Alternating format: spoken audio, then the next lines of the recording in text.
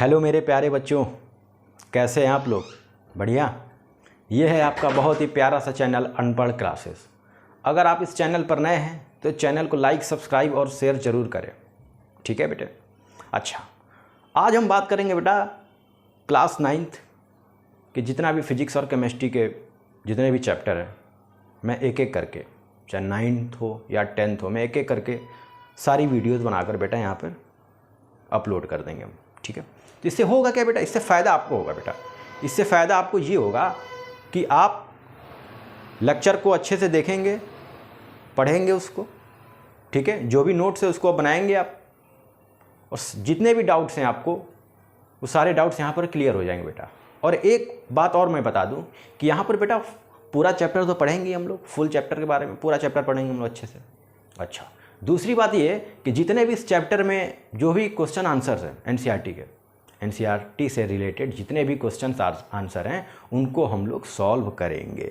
आई बात समझ में? अच्छा, तो इस चैप्टर में हम लोग बेटा जो पढ़ेंगे बेसिकली हम लोग पढ़ेंगे एटम्स एंड मॉलिक्यूल्स के बारे में पढ़ेंगे। अच्छा, लॉज पढ़ेंगे कि लॉज ऑफ केमिकल कॉम्बिनेशन के कौन कौन से लॉज हैं। जैसे आप बोल सकते हो कि क्या बोलते हैं, laws of conservation of mass, laws of constant proportion, तो ये सारी चीज़ें सीखेंगे। अच्छा, उसके बाद इस चैप्टर में बेटा पढ़ेंगे एटम्स मॉलिक्यूल को और थोड़ा सा डीपली जाएंगे और वहाँ पे सीखेंगे कि Dalton's atomic theory, then atoms molecules का एटॉमिक मास, मॉलिक्यूलर मास, ये सारी चीज़ें कैसे निकालते हैं। फिर लास्ट टॉपिक रहेगा हमारा नंबर ऑफ मोल्स।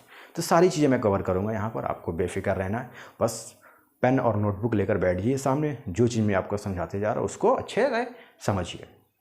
और एक बात और, आप चैनल को लाइक, सब्सक्राइब और शेयर करना ना भूलें। ठीक है? ठीक है? आप प्यारे बच्चे हो, आप अच्छे से पढ़ोगे और चैनल को लाइक, सब्सक्राइब, शेयर जरूर करोगे। ठीक है? तो चलो बेटा बात करते हैं। पहले हम लोग बेसिक बातें करते हैं बेटा एटम्स के बारे में। एटम्स क्या हैं, कैसे आए, क्या बहुत सारे बच्चों को डाउट आता है एटम्स के बारे में। वैसे आना तो नहीं चाहिए, छोटा सा टॉपिक है ये, पर मैं आपको बता दूँ इसके बारे में थोड़ा सा डिटेल बताते हैं आपको कि जो एटम्स होते हैं बेटा। अच्छा, एक बात बताओ, आपने पढ़ा मैटर बेटा? मैटर में आपने क्या पढ़ा है कि anything which occupy space and has mass is called matter, कि जो भी चीज़ है जिसके पास मास है और कुछ ना कुछ स्पेस ऑक्यूपाई कर रहा हो, मैटर होगा। भाई अगर ये मार्कर है, इसका मास होगा कुछ ना कुछ, यहाँ रख दिया मैंने, कुछ ना कुछ ये स्पेस को कभी कवर कर रहा है बेटा, ये हमारा क्या होगा? मैटर होगा। ऐसे लिक्विड भी, यानी मैटर्स के जो टाइप्स होते हैं, सॉलिड, लिक्विड, गैस। तो यहाँ पर ये बात आ रही है बेटा कि जो मैटर है ये भी ना किसी चीज़ से मिलकर बना होगा। आ रही है दिमाग में बात? जो मैटर है, अगर मैटर है तो ये भी ना कोई चीज़ से मिलकर बना होगा। वो क्या चीज़ है जिससे मिलकर बना है? तो मेरे बेटे वो एटम है। जो भी मैटर्स हैं, जो भी मैटर है हमारे, वो एटम से मिलकर बनते हैं। अच्छा, ऐसा है क्या सर? बिल्कुल ऐसा है, दिखाते हैं आपको। जैसे मान लो बेटा हमारे पास कोई मैटर है, हमारे पास मैटर है। मैंने मैटर को क्या छोटे छोटे पार्ट्स में देखो, मान लो एक बड़ा सा मैटर है, इतना बड़ा कोई मैटर है, मैंने इसको छोटे छोटे पार्ट्स में डिवाइड कर दिया। देख लो, इसको भी फर्दर डिवाइड कर दो आप, इनको भी कर दो आप डिवाइड। अच्छा, इनको भी देखो पॉइंट साइज में, अब इनको भी डिवाइड कर दिया। मतलब एक टाइम ऐसा आ गया कि अब जो छोटे छोटे पार्ट है ना, अब उसके आगे डिवाइड नहीं हो रहे हैं। मतलब जो पार्ट आगे डिवाइड नहीं हो रहा है, आपने इसको छोटे छोटे पार्ट में डिवाइड किया, और जो पार्ट देखोगे एक टाइम ऐसा आएगा कि एक छोटा सा पार्टिकल होगा, अब उसको आप फर्दर डिवाइड नहीं कर पाओगे। वही होगा एटम बेटा। जो स्मॉलेस्ट पार्टिकल है वही क्या है? एटम है। पढ़ते हो ना कि atom is a smallest particle, individual particle. जो स्मॉलेस्ट पार्टिकल है, जो इंडिविजुअल पार्टिकल है, जिसको तुम देख ही नहीं पाओगे तुम देख ही नहीं पाओगे मेरे बच्चे उसको, वही हमारा एटम है। बात समझ रहे हो? अच्छा, ठीक है सर, आपकी बात समझ में आती है। अच्छा, तो कुछ इसके एक दो पॉइंट को डिस्कस कर लेते बेटा, ये बात समझ में आई? अच्छा, तो एटम के कुछ पॉइंट्स हैं, उनको मैं डिस्कस करता हूँ बेटा। ठीक है? तो देखो, पहला पॉइंट है atom is a smallest particle of an element. Atom is a, लिखते रहिए बेटा, smallest particle of an element. Atom जो है स्मॉलेस्ट पार्टिकल है एलिमेंट का। पहला पॉइंट हो गया। अच्छा, दूसरे पॉइंट की बात करें बेटा, दूसरा पॉइंट की बात करें, जो अब समझ लो, अभी तुमको समझा रहे बेटा, जैसे एलिमेंट है, मान लो सोडियम है हमारे पास, सोडियम एलिमेंट हो गया। अच्छा, आपने पढ़ा बेटा एलिमेंट कंपाउंड, आपने पढ़ा है बेटा एलिमेंट और आपने पढ़ा है कंपाउंड। बताइए, आपने पढ़ा है एलिमेंट, आपने पढ़ा है कंपाउंड। एलिमेंट जैसे हो गए सोडियम हो गए, क्लोरीन हो गए, हाइड्रोजन हो गए, ऑक्सीजन हो गए, ये हमारे एलिमेंट है। और भी 118 एलिमेंट होते हैं टोटल। अच्छा, कंपाउंड की बात करें तो दो या दो से ज़्यादा एलिमेंट को आपस में मिला तो कंपाउंड बन जाएगा। भाई दो या दो से ज़्यादा एलिमेंट को आपस में मिला दीजिए, कंपाउंड बन जाएगा। कैसे? जैसे NaCl, देखो बेटा, सोडियम और क्लोरीन मिलके बना देगा सोडियम क्लोराइड, जिसे हम कॉमन सॉल्ट बोलते हैं। H2 और O2 मिलके बन जाएगा हमारा H2O। आ रही है बात समझ में? अच्छा, यहाँ पे और भी हो सकता है कि सर H2O2 क्यों नहीं बनता है? बनता है बेटा, हाइड्रोजन पेरोक्साइड होता है। ठीक है, आप आगे की क्लासेस में सीखेंगे इसके बारे में। ठीक है, तो एलिमेंट समझ गए, कंपाउंड समझ गए। तो वही बोल रहा है बेटा कि जो एटम होता है वो एलिमेंट का स्मॉलेस्ट पार्टिकल होता है। सोडियम, जैसे मैंने सोडियम है हमारे पास बेटा, सोडियम है, समझे बेटा, सोडियम है, सोडियम एलिमेंट है हमारे पास। अच्छा, इसके स्मॉलेस्ट पार्टिकल की बात करते हैं। मैंने कहा छोटे छोटे छोटे छोटे मोटे तगड़े, ये जो छोटे छोटे गोले हैं बेटा, जो एक एक देख रहे हो, यही हमारे एटम है। सोडियम का एक एटम है, सोडियम का एक एटम, सोडियम का एक एटम है। अच्छा, ये बात तो समझ में आती है सर। ठीक है, दूसरा पॉइंट है each atom shows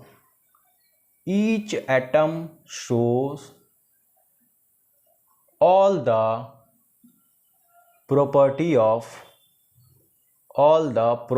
of an element, कि जितने भी ये एक एक एटम हैं ये एलिमेंट की प्रॉपर्टी को शो करेंगे। अगर सोडियम है हमारे पास और इसकी कुछ ना कुछ फिजिकल केमिकल प्रॉपर्टीज हैं, तो जो एक एटम है ना सोडियम का, ये भी शो करेगा, इसकी प्रॉपर्टीज को ये भी शो करेगा। आ रही है बात समझ में? तो एटम समझ गए, एटम के बारे में समझ गए। अच्छा, मॉलिक्यूल के बारे में समझते हैं बेटा। अच्छा, मॉलिक्यूल्स की बात करें बेटा, देखो मॉलिक्यूल्स, तो एटम्स के बारे में आप बात कर लिया मैंने, ये तो हमने एटम्स के बारे में आपको बता दिया, एटम्स के बारे में बता दिया। अच्छा, मॉलिक्यूल्स के बारे में बता दिया आपको। तो मॉलिक्यूल्स के बारे में फर्स्ट पॉइंट देख लीजिए। जो मॉलिक्यूल्स होते हैं बेटा, देखो ये स्मॉलेस्ट पार्टिकल है एलिमेंट का, तो मॉलिक्यूल होगा बेटा smallest particle of an compound, या कंपाउंड का होगा, यानी molecule is the smallest particle of compound. Compound भी हो सकता है, एलिमेंट भी हो सकता है। ठीक है, जो हमारा मॉलिक्यूल है वो स्मॉलेस्ट पार्टिकल है कंपाउंड का। आई बात समझ में? अच्छा, और दूसरा पॉइंट यही आ गया बेटा कि जैसे जो भी एक एक एटम है वो एलिमेंट की प्रॉपर्टी को शो करते हैं, तो ऐसे ही बेटा हमारे जो एक एक मॉलिक्यूल हैं वो हमारे कंपाउंड की प्रॉपर्टी को शो करेंगे। भाई अगर एक एक एटम एलिमेंट की प्रॉपर्टी को शो कर रहा है, तो बेटा एक एक जो हमारे मॉलिक्यूल है वो भी कंपाउंड की प्रॉपर्टी को शो करेंगे। आ रही है बात समझ में? आई इतनी बात समझ में? अच्छा, अब हम लोग आगे चलेंगे बेटा। अब हम बात करेंगे लॉज ऑफ केमिकल कॉम्बिनेशन की। ठीक है, जितना नोट कर लीजिए बेटा, इसको नोट कर लीजिए। नोट कर लिया बेटा? अच्छा, आगे चलते हैं। अब हम लोग बात करेंगे बेटा लॉ ऑफ केमिकल कॉम्बिनेशन की। ठीक है, अब स्टार्ट होता है चैप्टर। ये बेसिक्स बातें हो गई हमारी। अब हम बात करेंगे law of chemical combination. Law of chemical combination, law of chemical combination. ठीक है बेटा, तो बात करते हैं, बात करेंगे हम लोग law of chemical combination. Law of chemical combination. अच्छा, दो लॉ दिए गए बेटा, हैं तो और भी लॉ, लेकिन वो आप नेक्स्ट क्लासेस मतलब 11-12 में सीखेंगे। यहाँ पर दो ही लॉ दिए गए बेटा। एक तो है law of conservation of mass, एक तो है फर्स्ट है laws of conservation of mass, conservation of mass, laws of conservation of mass. दूसरा जो लॉ है बेटा law of constant proportion, laws of constant proportion, ठीक है, लॉज ऑफ कांस्टेंट प्रोपोर्शन। अच्छा, ये जो लॉ है किसने इसके बारे में बताया था? तो हमारे एक साइंटिस्ट है एंटोइने लेवेजियर, बेटा लेवोजियर, ये हमारे साइंटिस्ट है, इन्होंने इसके बारे में बताया। ठीक है, इन्होंने इसके बारे में बताया। अच्छा, इसके बारे में किसने बताया बेटा? तो हमारे एक प्राउस्ट नाम के साइंटिस्ट है, प्राउस्ट, इन्होंने इसके बारे में बताया। यहाँ पे एंटोइनो ने बताया, वहाँ पे प्राउस्ट ने बताया। अच्छा, क्या बताया बेटा? तो दोनों लॉ को हम लोग अच्छे से सीखेंगे। ठीक है, दोनों लॉ को हम एक साथ आपको सिखाएंगे, एक साथ सिखाएंगे। अच्छा, ठीक है बेटा, इतनी बात समझ में? अच्छा, जरा समझते हैं बेटा क्या बताया इन्होंने। इस लॉ ने क्या बताया? अकॉर्डिंग टू दिस लॉ, ऐसे बोल सकते हो आप, according to this law mass can neither be created not destroyed. अच्छा, क्या बात बोला गया? कि mass can neither be created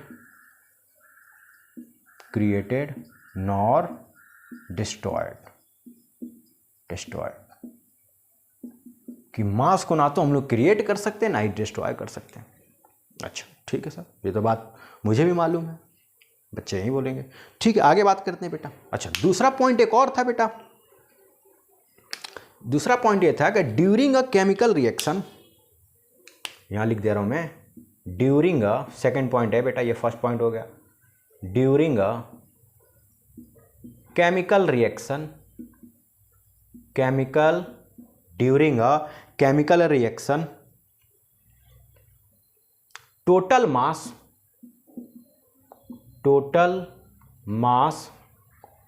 of reactant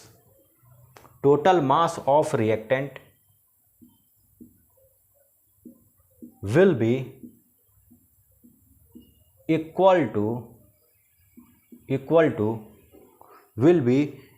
to total mass of product।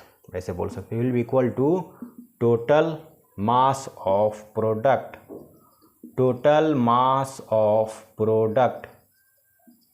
will be equal to total mass of product, ये आएगा। ठीक है बेटा, during a chemical reaction total mass of reactant will be equal to the total mass of product.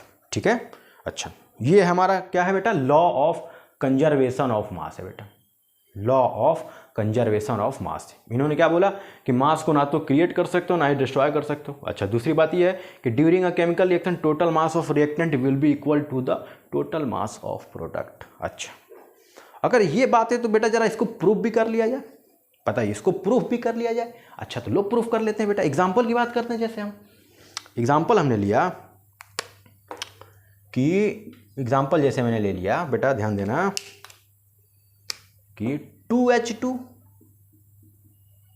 Plus O2 बन गया बेटा हमारा, क्या बनेगा बेटा? 2H2O बनेगा, 2H2O बनेगा। ठीक है, अच्छा, अब यहाँ पे बेटा आपको हाइड्रोजन और ऑक्सीजन का एटॉमिक मास आना जरूरी है, समझे? तो आप लोग एटॉमिक नंबर जरूर याद कर ले। अगर आपको एटॉमिक नंबर नहीं याद होगा, एटॉमिक मास नहीं याद होगा बेटा, तो फिर आप ये चैप्टर 3 हो गया, चैप्टर 4 हो गया, उसमें आपको प्रॉब्लम्स क्रिएट हो सकती है। तो ज़रूर याद करें। मेरा सभी बच्चों से यही बोलना है कि बेटा आप कम से कम एटॉमिक नंबर 25 तक, एटलीस्ट 25 तक याद कर लो। और सबके एटॉमिक नंबर 25, मतलब एटॉमिक नंबर जो है 1 से लेकर 25 तक याद कर लीजिए। उसके बाद एटॉमिक मास याद कर लीजिए उनके। ठीक है, अगर नहीं याद कर पा रहे हैं तो मैं आपको यहाँ पे क्वेश्चन करवाऊंगा, वहाँ से आप सीख सकते हो। मास, एटॉमिक नंबर तो आपको याद करना ही है, मास के लिए आप यहाँ पे मैं बता दूंगा, उनके याद कर लेना, बस काम हो जाएगा। ठीक, अच्छा, हाइड्रोजन का मैं लिख दे रहा हूँ बेटा, आप याद करते चलना। ठीक है, मैं एक एक पॉइंट यहाँ लिख रहा हूँ, आप याद करते जाना। जो हाइड्रोजन है, हाइड्रोजन का एटॉमिक नंबर 1 होता है, एटॉमिक मास 1 होता है। देखो बेटा, यहाँ लिख रहा हूँ मैं, यहाँ लिख रहा हूँ मैं एटॉमिक नंबर, ठीक है, और यहाँ लिख रहा हूँ मैं एटॉमिक मास, एटॉमिक नंबर लिख रहा हूँ यहाँ पे मैं एटॉमिक मास। अच्छा, ऑक्सीजन का लिख रहा हूँ बेटा, तो ऑक्सीजन का एटॉमिक नंबर 8 होता है, एटॉमिक मास 16 होता है। अच्छा, बच्चों को दिक्कत आता है बेटा कि एटॉमिक नंबर सर और एटॉमिक मास को लिखने का क्या तरीका है, ठीक है, एटॉमिक नंबर और एटॉमिक मास लिखने का क्या तरीका है। तो बेटा समझ लो, जो मास होता है ना, मैं बोलूँ बेटा एक काम करो, ये बोरी उठाओ, तो क्या करोगे, बोरी यहाँ उठाओगे ना, यहाँ पे रखोगे ऊपर, मास आप मास उठाओगे यहाँ पे रखोगे, उस बोरी का जो मास है आप उठाओगे उसको यहाँ पे रखोगे, तो मास हमेशा ऊपर रहेगा, नंबर हमेशा नीचे रहेगा, हमेशा याद रखना ये बात, ठीक है। अच्छा जरा इनके कैलकुलेट करते हैं बेटा। तब देखो बेटा कैलकुलेशन कैसे करते हैं, जरा इनको ध्यान देना बेटा। यहाँ देखो हाइड्रोजन कि पहले ऑलरेडी पहले से ही 2 लगाया, तो इसको ऐसे रख लो, ठीक है। अच्छा यहाँ पे कितने हाइड्रोजन है, हाइड्रोजन के यहाँ पर कितने आइटम है बेटा, तो आप बोलेंगे सर 2 है, ठीक है। एक हाइड्रोजन का मास कितना है बेटा, 1 कर दिए। अच्छा इस ऑक्सीजन को चेक करो बेटा, 2 ऑक्सीजन है, एक ऑक्सीजन का मास कितना है बेटा, देखो ध्यान से 16 है। अच्छा अब इनको ज़रा सॉल्व करो बेटा, तो यहाँ आ जाएगा 4, यहाँ आ जाएगा बेटा 32। अच्छा इन दोनों को ऐड करो तो कितना आया बेटा, 36 आ गया, 36 ग्राम आ गया मास हमारा। मास कितना आ गया देखिए बेटा, 36 ग्राम आ गया, 36 ग्राम आ गया बेटा, ठीक है बेटा, 36 ग्राम आ गया। अच्छा बच्चों को दिख नहीं रहा होगा, अच्छा मैं काम कर दूँ, इसको थोड़ा सा इसको रफ कर दिया बेटा, ठीक है, मैं इसको मैं रफ कर रहा हूँ, यहाँ लिख दे रहा हूँ मैं, आपको अच्छे से विजिबल हो जाए, दिख जाए। देखना बेटा, ध्यान देना जरा, 2H2 प्लस O2 क्या बनता है बेटा, 2H2O बनता है, ठीक है। देखो करोगे कैसे बेटा, तो यहाँ पे हाइड्रोजन कितने बेटा, 2 हैं, ठीक है, ब्रैकेट लगा लेना, ठीक है। अब देखो हाइड्रोजन के कितने एटम है यहाँ पर, 2, और एक हाइड्रोजन का मास कितना है, 1, आई बात समझ में। अच्छा ऑक्सीजन पे बेटा, कितने ऑक्सीजन है बेटा यहाँ पे, 2, और एक ऑक्सीजन का मास कितना है बेटा, 16, तो ये कितने हो गए बेटा, 4 + 32, क्या ये बेटा 36 ग्राम आ गया, क्या ये 36 ग्राम आ गया, बताओ आया कि नहीं आया 36 ग्राम, बताइए। अच्छा इनको भी चेक कर लो जरा, इसको मैंने क्या कहा बेटा, जो बाहर 2 लिखा है उसको ऐसे रखो, बाकी सबको ब्रैकेट में ऐसे लगा देना, ब्रैकेट लगा देना, ठीक है, जो बाहर 2 है इसको ऐसे रख देना, ब्रैकेट लगा देना। अच्छा H2 हाइड्रोजन कितने बेटा, 2 है, एक हाइड्रोजन का मास 1। अब देखो H2 हो चुका है, अब जैसे ऑक्सीजन पर जाओगे ना बेटा, H2 से जैसे आप ऑक्सीजन पर जाना हमेशा प्लस लगाना, बच्चे मल्टीप्लाई लगा देते, अब गलत हो जाएगा, गलत हो जाएगा, ऐसा काम मत करना हैं, पाप पड़ेगा बेटा, ऐसा काम मत करना बेटा, मल्टीप्लाई मत, पाप पड़ जाएगा, मैथ्स नहीं पढ़ा रहे हो तुम हैं कि दो हमने डिजिट देखा सीधा मल्टीप्लाई लगा दिया, ऐसा काम मत करना, ठीक है। तो ऑक्सीजन कितना होता है बेटा, 16 होता है, कैलकुलेट कर लो बेटा, 36 आ गया। अच्छा अब देखो बेटा, जो हमारा रिएक्टेंट है, आपको मालूम है बेटा कि ये जो पार्ट होता है ये हमारा रिएक्टेंट होता है, ये जो पार्ट होता है बेटा ये हमारा प्रोडक्ट होता है। तो देखो बेटा, जो रिएक्टेंट का मास है, क्या प्रोडक्ट का भी वही मास है, अच्छा हाँ सर ये तो है सर, सही बोल रहे हैं आप, 36 ग्राम यहाँ भी है, 36 ग्राम यहाँ भी है, यानी क्या जो ये हमारा क्वेश्चन है, जो ये हमारा जो हमने क्वेश्चन लिया हुआ है, क्या ये लॉ ऑफ कंजर्वेशन ऑफ मास को फॉलो कर रहा है, तो हाँ जरूर कर रहा है, yes it is follow the law of conservation of mass. तो ये होता है बेटा law of conservation of mass. आई बात समझ बेटा, बताओ क्लियर हुआ, अच्छे से नोट कर लो बेटा, इसको आप अच्छे से नोट कर लो बेटा, ठीक है बेटा, कर लिया नोट। अच्छा अब हम बात करते हैं बेटा लॉ ऑफ कांस्टेंट प्रोपोर्शन, आप समझ गए कंजर्वेशन ऑफ मास। अब हम बात करेंगे लॉ ऑफ कांस्टेंट प्रोपोर्शन, तो क्या होता है बेटा, लिखा है a pure chemical compounds always contain the same element combined together in the same proportion of mass irrespective of the fact from where the sample has been taken. Sir समझ में नहीं आया, क्या बोल दिया आपने, समझ में आती बेटा, ऐसे समझो बेटा, एग्जाम्पल से जो लॉ है ना ये आपको एग्जाम्पल से क्लियर होंगे बेटा, ठीक है, जरा समझना बेटा क्या है। मैंने लिया बेटा, अच्छा मैं यहाँ पे एग्जाम्पल की बात करूँ, जैसे फॉर एग्जाम्पल की बात करूँ तो मैं यहाँ पे एक एग्जाम्पल लूँगा बेटा, 18 ग्राम ऑफ H2O, जैसे मैंने यहाँ पे बात कर लिया 18 ग्राम लिया, 18 ग्राम ऑफ H2O ले लिया मैंने, 18 ग्राम ऑफ H2O, ठीक है, दिख रहा है बेटा, दिख रहा है आपको, क्लियर है बेटा, विजिबल है ये 18 ग्राम ऑफ H2O, ठीक है। अच्छा तो इसका मतलब क्या हो बेटा, अगर 18 ग्राम ऑफ अगर H2O हमारा कितना है बेटा 18 ग्राम है, तो इसमें बताओ क्या इसमें 16 ग्राम हमारे, अच्छा ऑक्सीजन का मास कितना होता है बेटा, आप कहोगे 16, तो क्या इसमें 16 ग्राम ऑक्सीजन है, बताओ क्या इसमें 16 ग्राम ऑक्सीजन है, बताइए है कि नहीं, ये बताइए बेटा, है सर बिल्कुल है। अच्छा क्या इसमें आपको देखो इसका मास निकाल लो 2 आएगा, तो क्या इस यहाँ पर 2 ग्राम हाइड्रोजन है, दिख रहा है, बताओ दिख रहा है कि नहीं दिख रहा है? अच्छा तो एक बात बताओ, MH/MO कर दो, mass of hydrogen upon mass of oxygen कर दूं मैं। तो हाइड्रोजन का मास देखो कितना है बेटा, 2 है। ऑक्सीजन का मास कितना है बेटा, 16 है। तो बेटा इनका रेशियो कितना आ जाएगा, 1:8 आ जाएगा। बताओ आएगा कि नहीं आएगा? बताओ 1:8 आएगा कि नहीं आएगा? अगर हाइड्रोजन ऑक्सीजन का हम लोग देखो बेटा, अगर इनके मास को डिवाइड कर दे तो रेशियो कितना आएगा, 1:8। अच्छा ठीक है, एक और एग्जांपल ले रहा बेटा, इसको रफ कर रहा हूँ, ठीक है? इसको आपने नोट कर लिया बेटा, इसको नोट कर लो वीडियो पॉज करके। अच्छा अब देखना बेटा, जरा ध्यान देना, ध्यान दीजिए बच्चे, ध्यान दीजिए, समझे? पढ़ते रहिए अच्छे से, लेक्चर पे ध्यान दीजिएगा, कहीं और नहीं, ठीक है? अच्छा तो ये पहला एग्जांपल आप समझ गए बेटा, ठीक है? अच्छा हम बात करें दूसरे एग्जांपल की। अच्छा हमने कहा कि तो बच्चे का आंसर आएगा, क्वेश्चन आएगा कि सर एक बात बताओ, 36 ग्राम ऑफ H2O ले लो आप, 36 ग्राम ऑफ H2O। अच्छा इसका मतलब क्या हुआ? अच्छा 36 ग्राम ऑफ H2O का मतलब क्या हुआ बेटा, कि हमारा 2H2O लिखा है, क्योंकि अभी मैंने निकाला बेटा H2O का मास कितना होता है, 18 होता है बेटा, 18 होता है कि नहीं? देखो 16 और 2 18 होता है, तो यहाँ पे 2 लग गया, तो 16 × 2 कितना हो जाएगा बेटा, बताओ 16 × 2 कितना हो जाएगा? ये हो गया 16, ये हो गया हमारा 2, तो ये हमारा कितना आ गया बेटा, बताओ? सॉरी 16 नहीं होता बेटा, 18 होता है, सॉरी बाय मिस्टेक। 16 और 2 कितना हो गया, 18, 18 2 कितना हो जाएगा बेटा, 36 आ गया, 36। बताओ 36 ग्राम वही लिखा है मैंने, 36 ग्राम H2O। अच्छा यहाँ पर जो क्या बोलते हैं हाइड्रोजन है बेटा, हाइड्रोजन है, इसके मास देखो कितने होंगे, इसका तो 2 हो जाएगा, 2 2 4, 4 आ गया सर, ठीक है। अच्छा ऑक्सीजन का कितना होगा बेटा, होता 18 है, और 18 में कर दो बेटा, क्या कर दो, 2 से मल्टीप्लाई,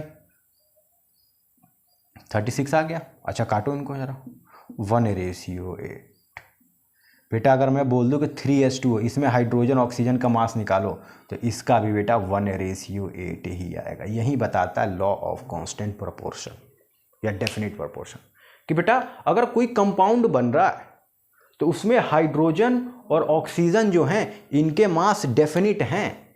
यानी अगर आप H2O बना रहे हो तो यहाँ पर H2O में जो हाइड्रोजन है उसका मास 1:8 के फॉर्म में ही दोनों लिए जाएंगे। अगर हाइड्रोजन 1 होगा तो ऑक्सीजन 8 होगा।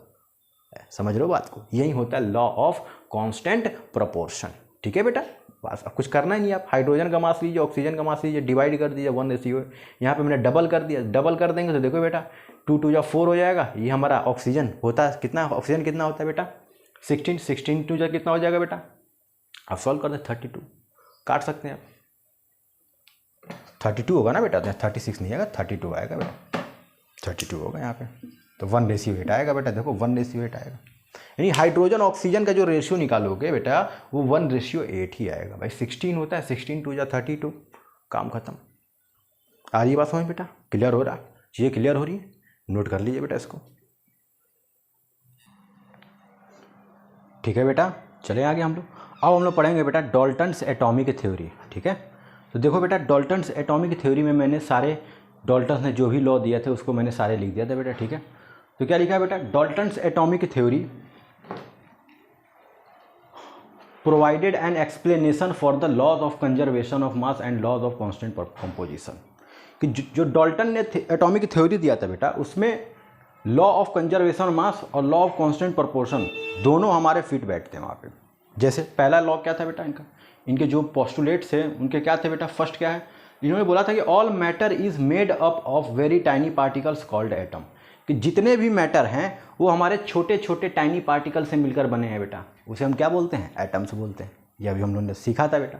अच्छा दूसरा पॉइंट क्या है, atoms are individual particles which can not be created और destroyed in a chemical reaction. जो एटम्स होते हैं वो हमारे इंडिविजुअल पार्टिकल होते हैं, मतलब एटम्स को आप देख नहीं सकते हो, बहुत छोटे छोटे पार्टिकल्स होते हैं ये। ठीक है, अच्छा ये लॉ जो है किसको फॉलो करता है बेटा, तो प्रूफ इन्होंने प्रूफ कर दिया लॉ ऑफ कंजर्वेशन ऑफ मास। देखो यहाँ पे लॉ ऑफ कंजर्वेशन ऑफ मास को भी इन्होंने प्रूफ कर दिया। अच्छा नेक्स्ट पॉइंट पढ़ते हैं बेटा, atoms of an element have identical mass and chemical properties. कि जितने भी बेटा हमारे एटम्स हैं उनके आइडेंटिकल मास है। जैसे ऑक्सीजन की बात करें तो उसका मास 1 होता है, सॉरी ऑक्सीजन की बात करें तो उसका मास जो होता है 16 होता है, उसकी केमिकल प्रॉपर्टीज़ हो गई। जैसे हाइड्रोजन की बात करें तो इसका एटॉमिक मास जो होता है 1 होता है और इसकी भी कुछ ना कुछ केमिकल प्रॉपर्टीज़ है। तो ये क्या है बेटा, ये हमारे आइडेंटिकल मास और केमिकल प्रॉपर्टीज़ जो हैं हमारे जितने भी एटम्स हैं ये सब कंबाइन होकर बन रहे थे। तो वहीं बताया कि atoms of element have identical mass, कि जो भी एटम्स हैं इनका एक मास है, इनकी एक केमिकल प्रॉपर्टीज़ है, ये बताया इन्होंने। अच्छा अगली बात करें बेटा, तो atoms of different elements have different mass and chemical properties. अगर मास अलग अलग है तो उसकी केमिकल प्रॉपर्टीज भी अलग है। जैसे बात करें सोडियम का, तो सोडियम का मास कितना होता है बेटा 23 होता है, मास अलग है तो प्रॉपर्टीज भी अलग है। ठीक है। अच्छा नेक्स्ट पॉइंट बात करें बेटा हम लोग, atom combine in the ratio of small whole number to form compound. इन्होंने यहाँ पे प्रूफ कर दिया लॉ ऑफ कांस्टेंट प्रोपोर्शन को, कि जैसे हमने देखा बेटा H2O बन रहा था, जो हमारा कंपाउंड H2O जब बन रहा था तो वहाँ पर आपने देखा था बेटा कि जो हाइड्रोजन और ऑक्सीजन का जो मास रेशियो था कितना था बेटा 1:8 था। तो वहीं बोला बेटा कि जो भी हमारे कंपाउंड है वो क्या बोलते हैं, एक स्मॉल रेशियो में ही फॉर्म होते हैं। जैसे H2O की बात करें तो उसमें हाइड्रोजन ऑक्सीजन का मास 1:8 होगा। चाहे कोई भी वाटर ले लो, वहाँ पे हाइड्रोजन और ऑक्सीजन का जो मास होता है वो 1:8 होता है। ठीक है बेटा, इतनी चीज़ें नोट कर लो बेटा, जल्दी से नोट कर लीजिए इसको। अच्छा आगे बात करते हैं बेटा हम लोग एटम के बारे में। तो एटम के बारे में कुछ पॉइंट्स मैंने लिखा हुआ है बेटा, देख लीजिए। ये फर्स्ट पॉइंट हो गया हमारा, ये सेकंड पॉइंट हो गया और ये हमारा थर्ड पॉइंट हो गया बेटा। ठीक है। अच्छा बात करते हैं बेटा, according to modern atomic theory an atom is a smallest particle of an element which take parts in a chemical reaction. हमको मालूम है कि जो एटम जो एटम होता है हमारा स्मॉलेस्ट पार्टिकल है। ठीक है, किसी भी केमिकल रिएक्शन में ये पार्टिसिपेट करता है। अच्छा दूसरी बात बोला है कि जो एटम्स होते हैं बेटा ये हमारे बहुत ही वेरी स्मॉल होते हैं, बहुत छोटे होते हैं। इनको आप ऐसे नहीं देख सकते। आप सोचो कि मैं देख लूँ तो नहीं देख पाओगे आप ऐसे। इनको देखने के लिए आपके पास एक पावरफुल माइक्रोस्कोप चाहिए। माइक्रो का मतलब ही होता है बेटा एकदम छोटे छोटे पार्टिकल्स को आप देख सकते हो माइक्रोस्कोप के द्वारा, जिसे आप ऐसे नहीं देख सकते, नेक्ड आई से अपने नहीं देख सकते, लेकिन आप माइक्रोस्कोप के थ्रू देख सकते हो। ठीक है। अच्छा तो जो ऐसे ही बेटा हाइड्रोजन का बताया गया कि जो हाइड्रोजन है इसका जो एटॉमिक रेडियस होता है वो देखो बेटा 0.37 × 10⁻⁻10 मीटर। बात समझ रहे हो, 10⁻⁻10 मीटर होता है। इसका मतलब कितना छोटा है ये बेटा। अच्छा अगर एटम की रेडियस की बात करें, हम रेडियस ऑफ एटम की बात करें, रेडियस ऑफ एटम की बात करें तो बेटा बहुत छोटा होता है 10⁻⁻10 मीटर। इसीलिए देखा होगा आपने कि कहीं कहीं पर यहाँ पर 1 nm भी लिखा जाता है। 1 नैनोमीटर के, देखो 1 नैनोमीटर का मतलब समझ रहे हो बेटा। 4 क्वांटिटीज होती हैं, इनको याद कर लो, आपको हमेशा काम देगा। एक होता है मिली, माइक्रो, नैनो, पीको। मिली का मतलब होता है बेटा 10⁻⁻3। अब 3 का टेबल पढ़ते जाओ, 3 × 2 = 6, 3 × 3 = 9, 3 × 3 = 12। 3 का टेबल पढ़ते जाओ। ठीक है। तो मिली सेकेंड पूछे तो 10⁻³ सेकेंड बताना, मिलीमीटर पूछे तो 10⁻³ मीटर बताओगे। मतलब जो मीटर पूछे, सेकंड पूछे, कुछ भी पूछे, बस वैल्यू यही रहेगी, बस यूनिट अलग हो जाएंगे। आई बात समझ बेटा। ये है बातें हमारे एटम्स के बारे में। आप देख लिए जो एटम होता है कितना छोटा होता है पता, उसकी रेडियस डिफाइन किया गया है 10⁻⁻10 मीटर होता है। ठीक है, तो इसको अच्छे से नोट कर लीजिए बेटा, जल्दी से नोट कर लीजिए इसको। ठीक है बेटा। अच्छा अब हमारा अगला टॉपिक है बेटा एटॉमिक मास। एटॉमिक मास क्या होता है तो मैं आपको बता दूं। एटॉमिक मास, जो एटम है उसका मास होगा, जाहिर सी बात है। जैसे मैंने बात की हाइड्रोजन का मास 1 होता है, ऑक्सीजन का मास 16 होता है। अच्छा तो इसको कैसे बेटा डिफाइन कर सकते हैं? अगर एटॉमिक मास अगर पूछता है डिफाइन करने के लिए तो कैसे करोगे बेटा? तो इसको डिफाइन करने के लिए बेटा एक तरीका है, आप ऐसे बोल सकते हो कि the mass of an atom, the mass of an atom, the mass of an atom of an element, the mass of an atom of an element is called atomic mass.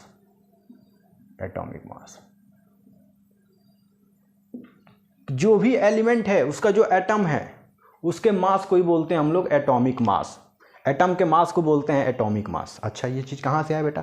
तो 1961 में बेटा IUPAC आप पढ़ोगे, international union of pure and applied chemistry. Chemistry में ही पढ़ोगे आप IUPAC IUPAC, international union of pure and applied chemistry, full form ही होता है बेटा इसका, ठीक है। अच्छा, कब की बात है ये? 1961 में, 1961 की बात है बेटा। ये कब की बात है बेटा? ये 1961। इन्होंने क्या कहा? इन्होंने बताया बेटा जो एटम के एटॉमिक मास को इन्होंने बताया। अच्छा, जैसे मैंने हाइड्रोजन है बेटा, तो हाइड्रोजन का एटॉमिक मास कितना होता है? 1। तो अच्छा, इसकी यूनिट आप लिख सकते हो AMU। इसका मतलब क्या हुआ? Atomic mass unit. ये हाइड्रोजन का जो मास है उसकी यूनिट है बेटा AMU, atomic mass unit, atomic mass unit. अच्छा, अब इसको क्या बोलते हैं? अब कहीं कहीं पे हम इसको ये ऐसे भी लिखते हैं, 1U देखा होगा आपने, 8U देखा होगा। इसका मतलब होता है बेटा यूनिफाइड मास। इसका मतलब होता है हमारा यूनिफाइड मास, यानी समझ लो कि एटॉमिक मास जो लिखते हो उनकी ये दोनों हमारी यूनिट हैं। क्या है बेटा? हमारी ये यूनिट है, ठीक है। अच्छा, एक चीज़ और बता दो बेटा कि 1 AMU इक्वल्स टू होता है, 1 AMU इक्वल्स टू होता है 1/12 into mass of an atom of carbon 12, mass of an atom of carbon 12, यानी कार्बन 12 का जो एक एटम का मास है उसका 1/12 पार्ट ले लो, वही हमारा होता है 1 AMU। अच्छा, इसकी वैल्यू भी बताइए, तो बेटा इसकी वैल्यू होती है 1.66 इंटू 10⁻⁻27 किलोग्राम, ये होती है बेटा। अच्छा, क्लास 11 में आप सीखेंगे बेटा कि जैसे मान लो कि जैसे हाइड्रोजन का मास या ऑक्सीजन का मास लेते हैं, 8 हो गया, 16 हो गया, इसका मास कितना है बेटा? 16 है, तो 16U लिख सकते हैं हम। अब मैं बोलूँगा बेटा कि अच्छा जो 16U है इसको आप बेटे क्या बोलते हैं, ग्राम में चेंज करके दिखा दो मुझे। जो हमारा ये है बेटा इसको आप ग्राम में चेंज करके दिखा दो। तो जब कभी भी देखो 16U है, ऑक्सीजन का एटॉमिक मास 16U है, या 16 AMU भी बोल सकते हैं हम लोग इसको बेटा 16 AMU भी बोल सकते हैं। अब मैं बोलूँ बेटा इसको ग्राम में बता दो, तो पता है क्या करना है? इससे मल्टीप्लाई कर देना ग्राम। अच्छा, यहाँ ग्राम निकालो तो 1 किलोग्राम में कितने ग्राम होते हैं बेटा? 1000। तो आप मल्टीप्लाई कर देंगे, ये आ जाएगा 1.66 इंटू देखो 10⁻⁻27 है, और 1 kg में कितना होता है? 10³ ग्राम होता है। अच्छा, इसको सॉल्व करोगे तो आ जाएगा 1.66 इंटू 10⁻⁻24 ग्राम आ जाएगा। बस इससे यहाँ पे मल्टीप्लाई कर देना, 16 इंटू 1.66 इंटू 10⁻⁻24 मल्टीप्लाई कर दोगे तो ऑक्सीजन का जो मास है वो ग्राम में आ जाएगा। आई बात समझ में मेरे बच्चे? इतनी बात समझ में? नोट कर लो बेटा, जल्दी से इसको नोट कर लीजिए, ठीक है बेटा। तो आगे चले, अब हम लोग पढ़ते हैं बेटा हाउ डू एटम एग्जिस्ट, कि एटम जो है बेटा कैसे एग्जिस्ट करते हैं, एटम हमारे कैसे एग्जिस्ट करते हैं बेटा। तो देखो फर्स्ट पॉइंट है atoms of most of the elements are very reactive and does not exist in free state. जितने भी एटम्स है बेटा वो क्या बोलते हैं? फ्री स्टेट में एग्जिस्ट नहीं करते हैं। ऑलमोस्ट एटम्स हैं जो फ्री स्टेट में एग्जिस्ट नहीं करते हैं। कभी देखा है आपने बेटा कि जैसे मैं बात करूं क्या बोलते हैं ऑक्सीजन की बात करूं, तो बेटा ऑक्सीजन कभी ऐसे नहीं लिखा जाता, ऑक्सीजन हमेशा डायटोमिक लिखा जाता है, हमेशा O2 लिखा जाता है। हाइड्रोजन की बात करो H2 लिखा जाता है। तो ये बेटा ये सिंगल एग्जिस्ट नहीं करते हैं, ये सिंगल एग्जिस्ट नहीं करेंगे, ये डायटोमिक के फॉर्म में एग्जिस्ट कर जाएंगे। बात समझ रहे हैं? अच्छा, तो फिर सर सिंगल एग्जिस्ट कौन करता है? ऐसे कौन से एटम है जो सिंगल एग्जिस्ट कर जाते हैं, जो फ्री स्टेट में भी एग्जिस्ट कर जाएंगे? तो बेटा वो होते हैं हमारे देखो इनर्ट गैसेस, या इन्हें नोबल गैसेस बोलते हैं। वो होते हैं हमारे helium, neon, organ, krypton, xenon and radon, ठीक है। ये हमारे इनर्ट गैसेस होते हैं, ग्रुप 18 के एलिमेंट्स होते हैं। क्लास 10th में पढ़ोगे पीरियोडिक टेबल, वहाँ पे सिखाऊंगा मैं आपको। ग्रुप 18 के एलिमेंट्स होते हैं ये क्यों हो जाते हैं बेटा फ्री स्टेट में? सर ये फ्री स्टेट में एग्जिस्ट क्यों करते हैं? मैं अभी आपको आगे सिखाऊंगा बेटा, चैप्टर जब 4 पढ़ाएंगे तो वहाँ सिखाएंगे क्यों एग्जिस्ट करते हैं बेटा। एटॉमिक नंबर 2, 10 ये ऐसे होते हैं इनके। तो इनका जो क्या बोलते हैं शेल है बेटा वो ऑलरेडी कंप्लीट होता है, तो ये किसी से रिएक्शन नहीं करते हैं। ये जो है किसी से रिएक्शन नहीं करते हैं, इनके पास ऑलरेडी इलेक्ट्रॉन है, ये रिएक्शन नहीं करते हैं किसी से, तो इसीलिए हमारे ये फ्री स्टेट में एग्जिस्ट कर जाएंगे। अच्छा, नेक्स्ट पॉइंट है बेटा atoms of all other elements combine together to form molecules और आयन। जो एटम्स हैं एलिमेंट्स के वो एक दूसरे से कंबाइन होते हैं और क्या बनाते हैं बेटा? मॉलिक्यूल्स और आयन्स बनाए जाते हैं बेटा। अच्छा कैसे? जैसे बेटा मैंने एटम लिया Na और Cl ले लिया, देखो NaCl बन गया, H2O ले लिया, तो देखो बेटा एक दूसरे से ये कंबाइन होकर देखो एक मॉलिक्यूल बना दिया, हमारे मॉलिक्यूल बना दिए। तो यही चीज़ें हैं बेटा, ठीक है। अच्छा नोट कर लीजिए बेटा, इतना नोट करो, ठीक है बेटा। अच्छा अब देखो बेटा आगे चलते हैं हम लोग।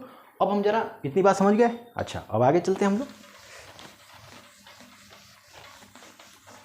सारी चीज़ें आपको समझ में आएगी बेटा, बस आप अच्छे से वीडियो को वॉच करो और देखते रहो, आपको एक एक चीज़ यहाँ पे समझ में आ जाएगी, ठीक है। कोई दिक्कत नहीं होगा आपको, बस आपको अच्छे से पढ़ना है और समझना है, ठीक है। अच्छा एटम जो होता है हमारा बेटा न्यूट्रल होता है, क्योंकि जितने इसके पास इलेक्ट्रॉन होते हैं उतने ही हमारे प्रोटॉन होते हैं, ये न्यूट्रल होता है। एटम जो होता है हमारा न्यूट्रल होता है।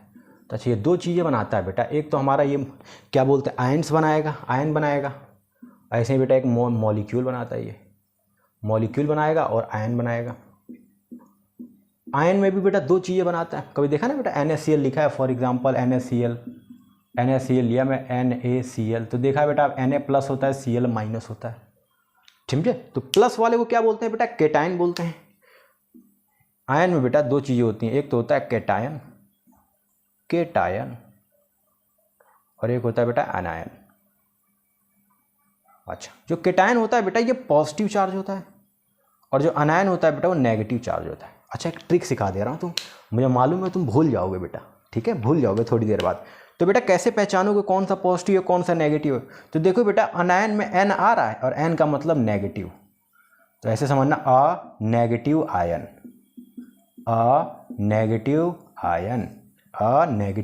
आयन, ऐसे आप समझ लोगे, ठीक है बेटा। इसको नोट कर लो बेटा, फिर हम लोग मॉलिक्यूल के बारे में पढ़ते हैं।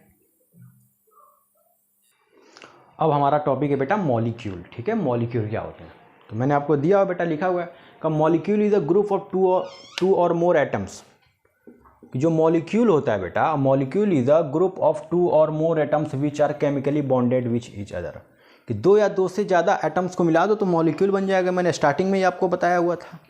जैसे हमारे पास सोडियम है और क्लोरीन है, देखो बेटा ये मॉलिक्यूल बन गया हमारे 2 एटम से मिलकर, NaCl बन गया, मॉलिक्यूल बन गया। ऐसे H2O बन जाएगा। अच्छा ठीक है। सेकंड पॉइंट बोल रहा है बेटा कि a molecule is the smallest particle of matter except element. Element को छोड़कर जो मॉलिक्यूल है ये भी हमारे स्मॉलेस्ट पार्टिकल है। आगे क्या लिखा है? Which is capable of independent existence. ये हमारे क्या होते हैं बेटा, ये भी हमारे एग्जिस्ट करते हैं। और इनके अंदर एक चीज़ और है कि show all properties of that substance. जो भी मॉलिक्यूल है वो उस सब्सटेंस की जो भी प्रॉपर्टीज़ है उनको ये शो करेगा, ठीक है। अच्छा ठीक है। जैसे हम बात करें, जैसे H2O की बात करें बेटा, तो H2O के अंदर हाइड्रोजन जो और ऑक्सीजन जो हैं ये हमारे क्या है, स्मॉलेस्ट पार्टिकल हैं वाटर के। भाई वाटर के स्मॉलेस्ट पार्टिकल क्या है? वाटर का फॉर्मूला क्या होता है बेटा? H2O होता है, H2O। इसमें हाइड्रोजन हो गया, ऑक्सीजन हो गया, हमारे स्मॉलेस्ट पार्टिकल हो गए और ये इसकी प्रॉपर्टी को शो भी करेंगे, ठीक है। अच्छा नेक्स्ट पॉइंट ये बेटा कि अ मॉलिक्यूल में हैव एटम ऑफ सेम और different elements depending upon their molecule can. समझे? तो जो मॉलिक्यूल होते हैं या तो सेम एटम से भी मिलके बन सकते हैं, जैसे ऑक्सीजन O2 की बात करें, O आ रहा है, O2 बन गया। या फिर डिफरेंट एटम भी हो सकता है, जैसे हमारा H2O हो गया, इसमें देखो हाइड्रोजन ऑक्सीजन भी आ रहा है। तो वही बोल रहा है कि जो मॉलिक्यूल हैं वो हमारे सेम एटम के भी हो सकते हैं और डिफरेंट एलिमेंट के भी हो सकते हैं। अच्छा इसीलिए इसी पॉइंट को लेकर बेटा जो हमारे मॉलिक्यूल हैं इनको 2 पार्ट में डिवाइड किया गया। एक होता है होमो एटॉमिक, एक होता है दूसरा होता है हेट्रो एटॉमिक। होमो एटॉमिक क्या होते हैं बेटा? इनमें सिर्फ एक ही सेम एलिमेंट होंगे, इसमें सेम एलिमेंट होंगे। हेट्रो में क्या होंगे? अलग अलग डिफरेंट एलिमेंट होंगे। जैसे फॉर एग्जांपल की बात करते हैं बेटा, इसको मैं रफ कर रहा हूँ, ठीक है, इसको नोट कर लो आप, ठीक है बेटा। अब हम लोग चलते हैं आगे, पढ़ेंगे हम लोग मॉलिक्यूल के 2 पार्ट होते हैं बेटा। मॉलिक्यूल के हमारे 2 पार्ट होते हैं, एक होता है बेटा होमो एटॉमिक, एक होता है बेटा होमो एटॉमिक और दूसरा होता है बेटा हेट्रो एटॉमिक। हेट्रो एटॉमिक, ठीक है। जरा इनको हम लोग बात करेंगे, होमो एटॉमिक और हेट्रो एटॉमिक की बात करेंगे, ठीक है बेटा।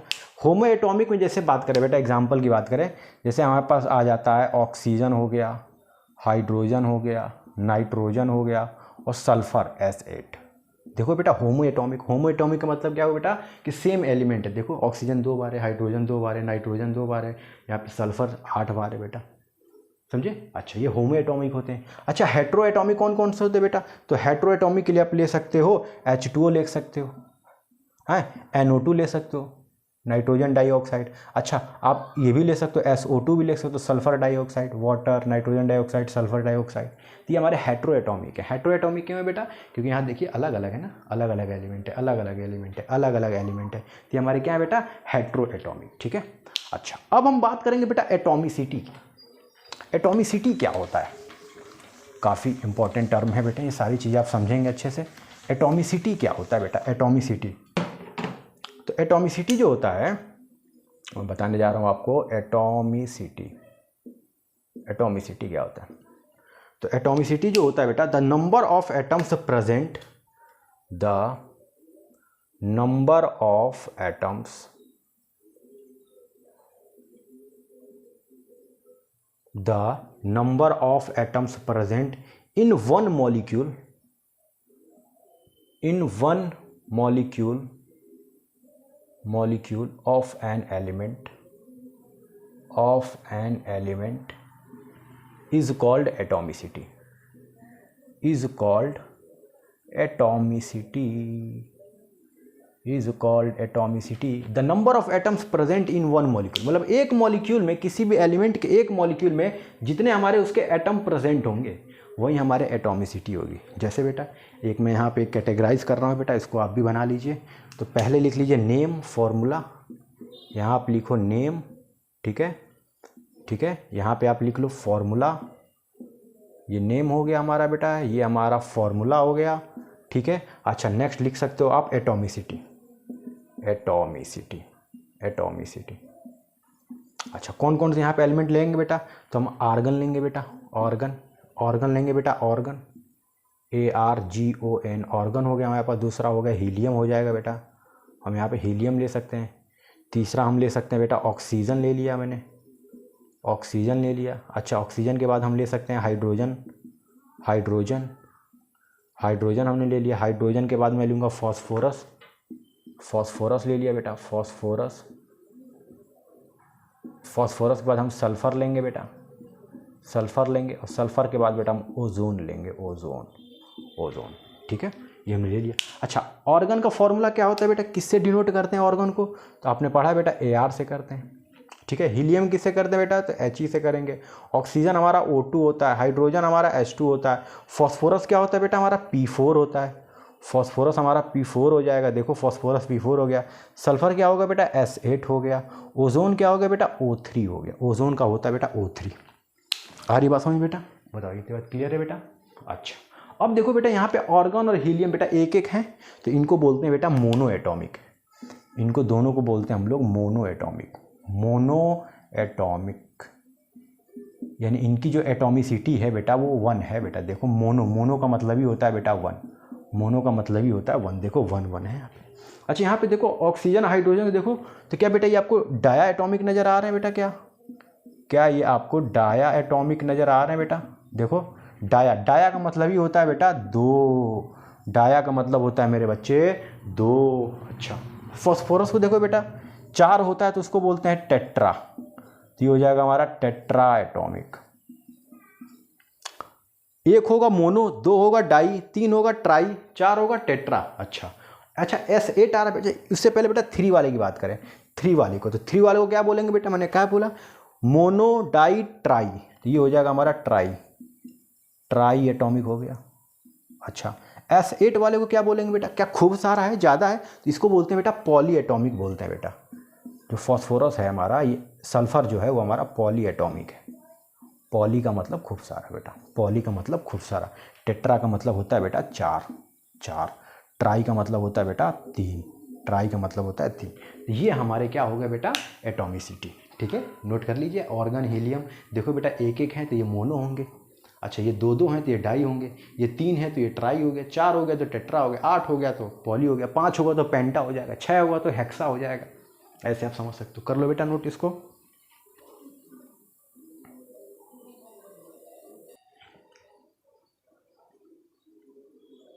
ठीक है बेटा, अब हम बात करेंगे बेटा केमिकल फार्मूला क्या होता है। Chemical formula NaCl H2O CaOH का वोल्टेज, ये सारी चीज़ें कैसे बनते हैं बेटा। तो ये हमारा होता है क्या केमिकल फार्मूला, बोला बेटा it is the symbolic representation of the compound. ये हमारा जो भी कंपाउंड है उसका ये सिंबल फॉर्म है बेटा, सिंबल फॉर्म। सिंबल का मतलब NaCl H2O, ये हमारे सिंबल के फॉर्म में बेटे। अच्छा दूसरी बात, अच्छा इनकी क्या कैरेक्टरिस्टिक्स होती है बेटा। तो पहली कैरेक्टरिस्टिक्स ये है बेटा कि द वैलेंसी और चार्जेस आयन मस्ट बैलेंस, कि जो भी वैलेंसीज है, जैसे हम NaCl की बात करें बेटा, NaCl की, तो बेटा सोडियम की वैलेंसी +1 होती है, क्लोरीन की -1 होती है। तो ये हमारी ये क्या होने चाहिए बेटा, बैलेंस होने चाहिए। जैसे मैं बात करूँ CaCl2 की, CaCl2 की बात करूँ तो यहाँ पे कैल्शियम की वैलेंसी कितनी होती है बेटा, नहीं मालूम आपको, लेकिन आप चैप्टर 4 में सीखोगे, लेकिन मैं आपको यहीं सिखा दूंगा। कैल्शियम की वैलेंसी वैसे 2 होती है, +2 होती है, और क्लोरीन की वैलेंसी कितनी होती है बेटा, -1।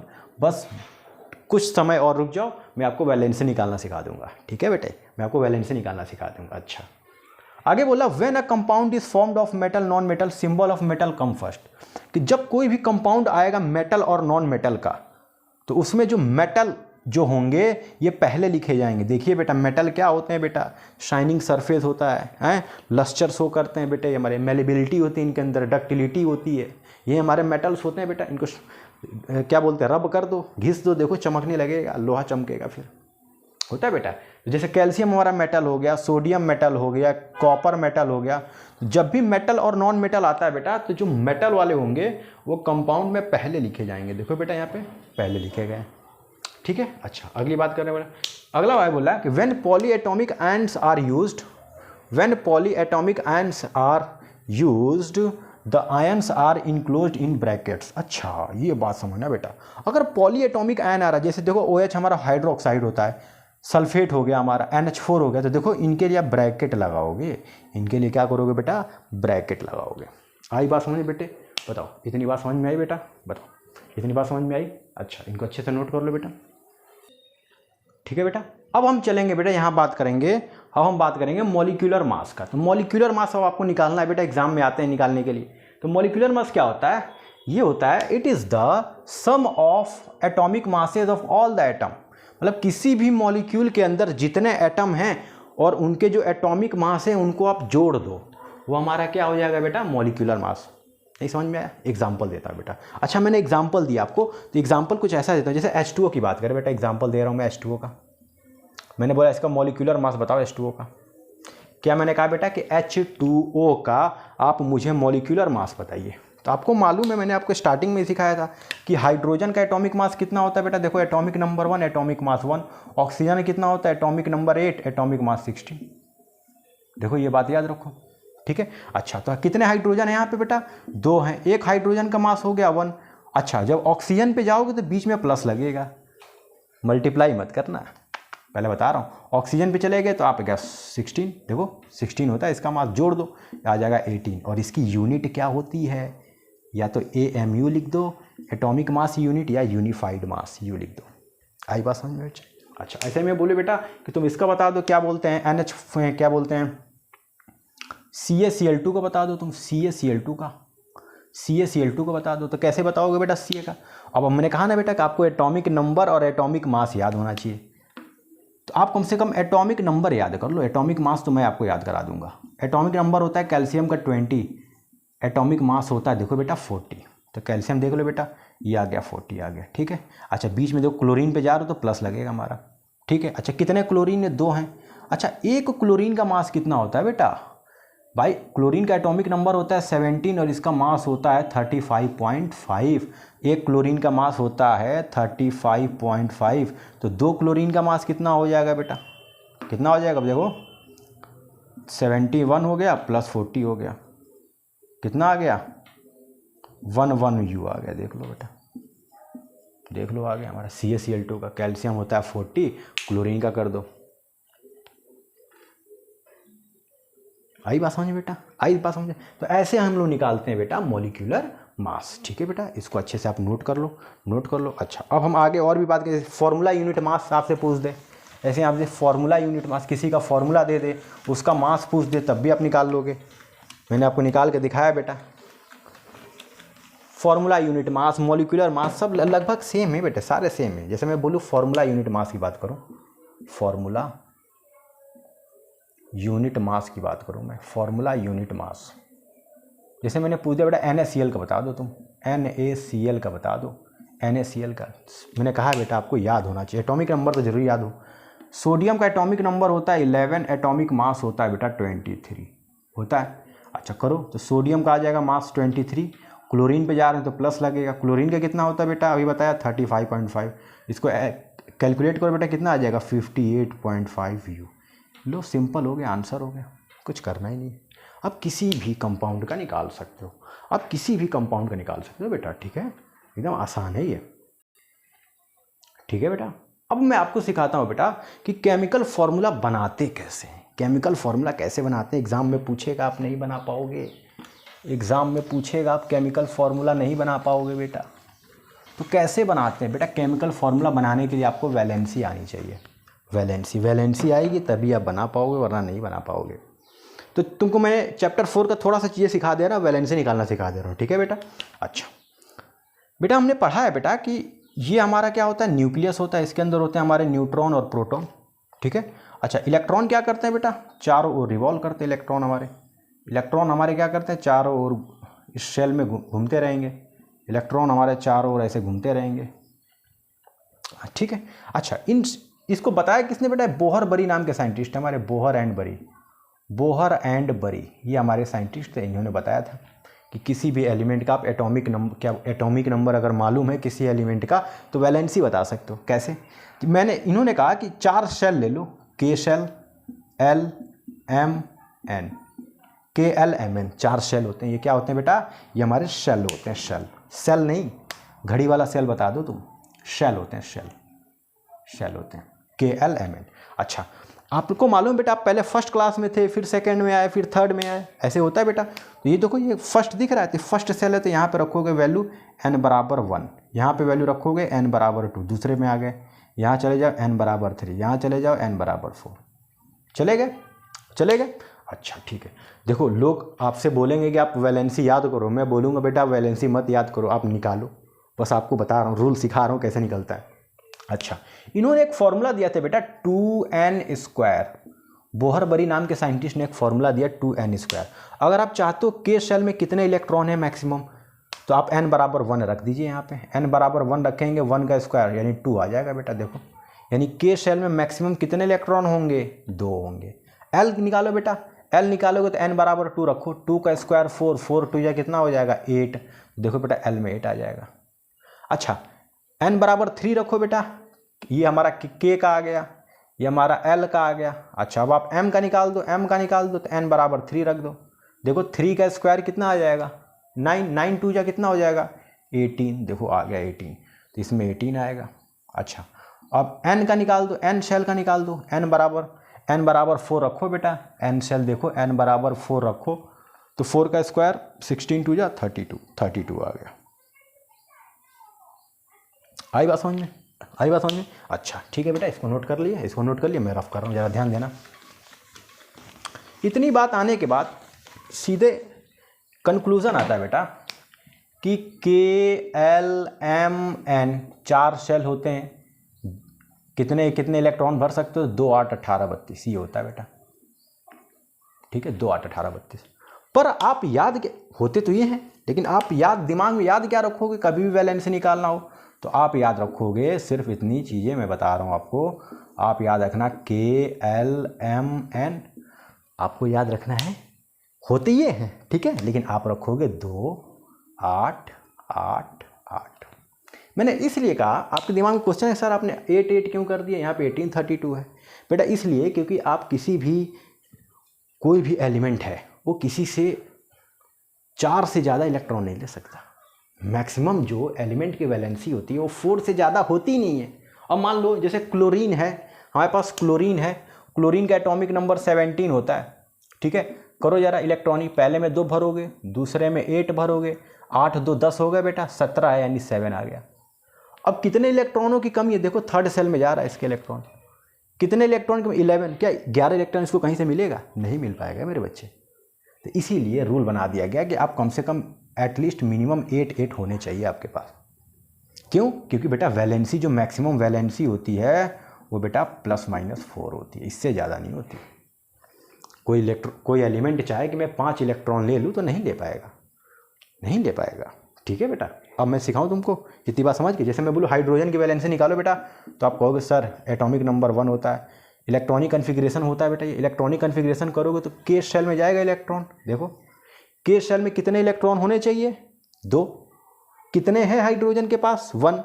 ये क्या करेगा बेटा? अपने एक इलेक्ट्रॉन को ये डोनेट करेगा और इस पर जो चार्ज आता है, डोनेट करने के बाद इसकी जो वैलेंसी आती है, जब आप किसी को इलेक्ट्रॉन दोगे तो आप पॉजिटिव रहोगे, +1 आता।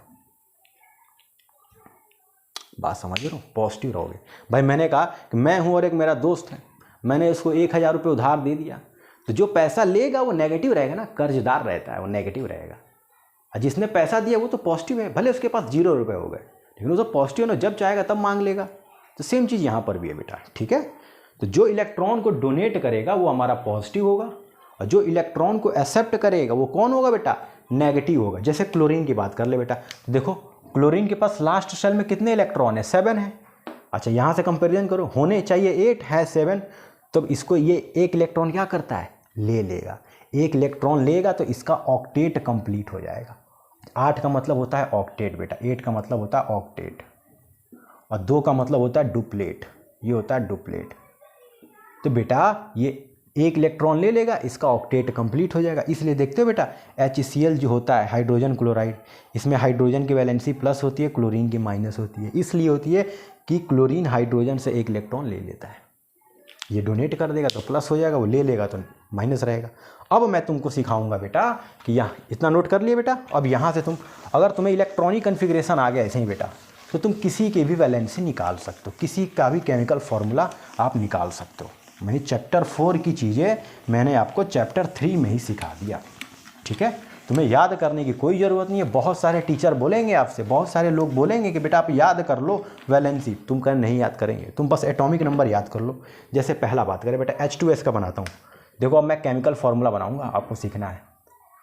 केमिकल फार्मूला बनाने जा रहा हूँ बेटा मैं, केमिकल फार्मूला। ठीक है, किसका बना रहा हूँ? पहला H2S, ध्यान देना बेटा। अच्छा सिंबल ले लो बेटा, यहाँ पे सिंबल ले लिया। पहले आप सिंबल ले लो, यहाँ पे सिंबल। अच्छा आप यहाँ पे लिख लो वैलेंसी, सिंबल ले लो, वैलेंसी ले लो। अच्छा हमें मालूम नहीं है बेटा H2S होता है पहला मैं ले रहा हूँ हाइड्रोजन सल्फाइड। हमें बोला गया है कि हाइड्रोजन सल्फाइड का बना के दिखाइए। किसका बनाना है? हाइड्रोजन सल्फाइड का बनाना है हमें, हाइड्रोजन सल्फाइड का बनाना है बेटा। जब हाइड्रोजन सल्फाइड का बनाना तो जाहिर सी बात है हाइड्रोजन आ रहा तो H होगा यहाँ पर, और सल्फाइड आ रहा, सल्फाइड का मतलब बेटा सल्फर, सल्फाइड का मतलब होता है सल्फर। अच्छा दोनों का सिंबल क्या है? तो आपको मालूम है हाइड्रोजन का सिंबल H होता है, सल्फर का सिंबल S होता है। अच्छा इनकी वैलेंसी निकाल लो। तो वैलेंसी कैसे मैंने कहा था बेटा याद करने के लिए, याद रख लो KLMN 2888, ये याद रख लो तुम। ठीक है, ऐसे ही सारे इलेक्ट्रॉन भर देना। अच्छा हाइड्रोजन का एटॉमिक नंबर कितना होता है? 1। तो जरा इलेक्ट्रॉनिक कन्फिग्रेशन करेंगे बेटा, देखो एक इलेक्ट्रॉन से K में जाएगा और ये डोनेट कर देता है, इसलिए इसकी वैलेंसी जो आती है वो +1 आती है। अच्छा सल्फर की बात करें तो सल्फर का एटॉमिक नंबर होता है 16। कर लो बेटा, 2 आएगा पहले में, फिर दूसरे में जाएगा तो 8 ही भर सकते हो मैक्सिमम। 2 8 और 10 हो गया बेटा, 8 2 10, 6 बच रहे हैं। अच्छा सल्फर कितने इलेक्ट्रॉन ले सकता है? देखो कितने की कमी है बेटा, इसके पास होने चाहिए 8, लेकिन कितने हैं इनके पास? 6 है। 6 का मतलब 2 लेगा ये किसी से, इसलिए इसकी वैलेंसी हो जाती है -2। इसकी वैलेंसी -2। तुमको पूरा एक्यूरेट करना सिखा दिया, वरना आप लिखोगे इसकी वैलेंसी 2 लिखोगे, इसकी 1। मैंने आपको दिखा दिया कि +- भी दिखा दिया। अच्छा तो आपने देख लिया बेटा हाइड्रोजन की वैलेंसी कितनी आ गई हमारे पास? 1 आ गई। सल्फर की कितनी आ गई बेटा? 2 आ गई। अच्छा माइनस लगाए तो लगा दो, कोई दिक्कत नहीं, ऐसे भी आप लिख सकते हो। अच्छा अब क्या कर दोगे बेटा? क्रॉस मल्टीप्लाई कर दो।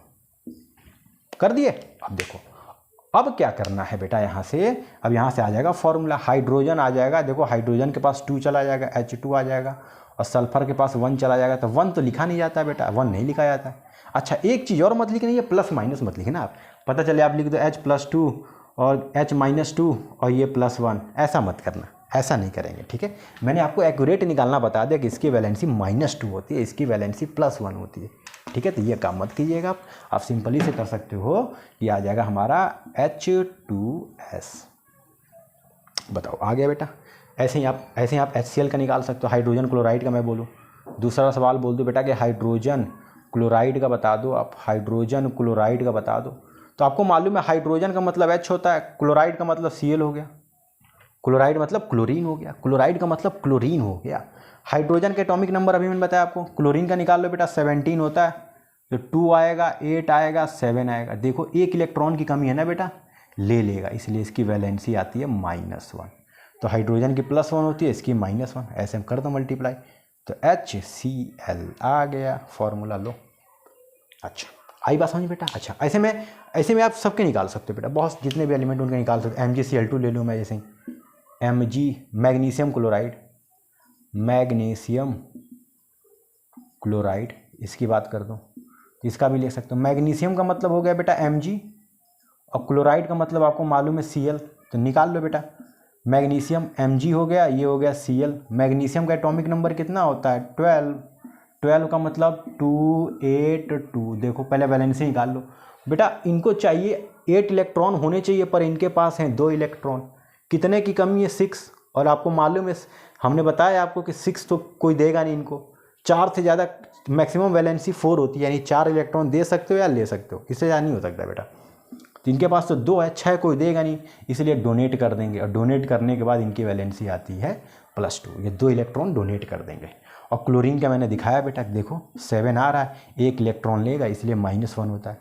तो मैग्नीशियम का +2 हो गया, क्लोरीन का -1 कर दो, तो आ जाएगा Mg, देखो Cl के पास 2 चला जाएगा, MgCl2।